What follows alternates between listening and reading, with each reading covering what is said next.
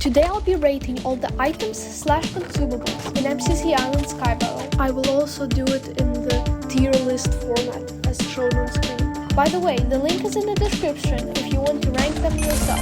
Additionally, I'll be including a clip of me using each item after discussing it. Without further ado, let's get right into the video. First we have Crossbows. I would rank it a B because unlike when it's really good in Battle Box, which you do not have much armor in it, but in Sky Battle most people already have at least iron armor by the time you reach the middle chest.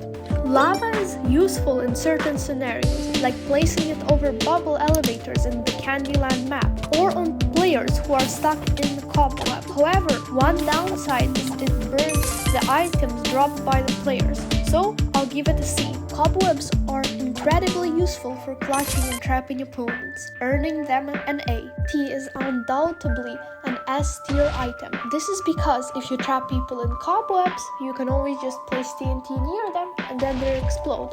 Or if you're lucky enough to be in the Candyland map, you can put the TNT in the water elevators and get an easy kill, or maybe even a whole team wipe. Creeper spawn eggs are very useful if you want something that can basically be a TNT but chase people. But it is not as useful if you want something that can destroy blocks, since it will only explode if somebody is near it and if they see it. So if people place a wall on top of the Candyland map elevators, it won't explode. And also you can't go up it, because if you go up it, the creeper will explode on you. Which leads to our next point, is that it's not as useful because if you place it badly, it will explode on you. And also they take fall damage. So if you drop them off a high place onto a low place, if you're like, for example, skybasing and there's a team skybasing below you, you can't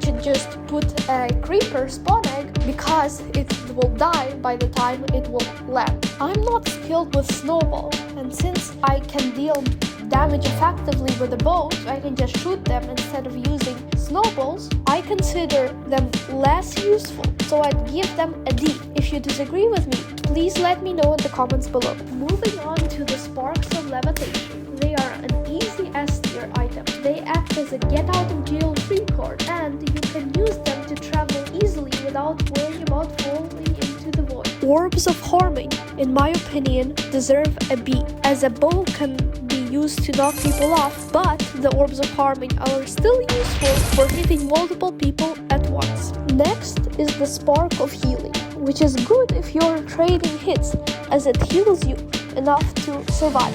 However, I recommend using it right before a fight rather than in the middle of the fight, as it can give your opponents an extra hit on you, which outweighs the healing benefit. For this, I'll give it an A.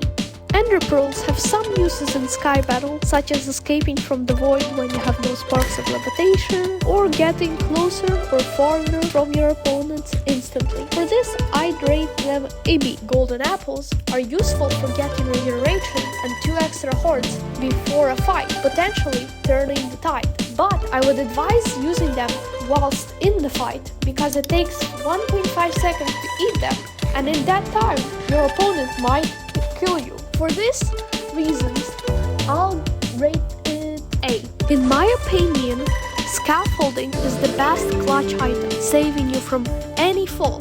Unlike cobwebs, you won't get stuck in it, and you receive plenty of from each chest.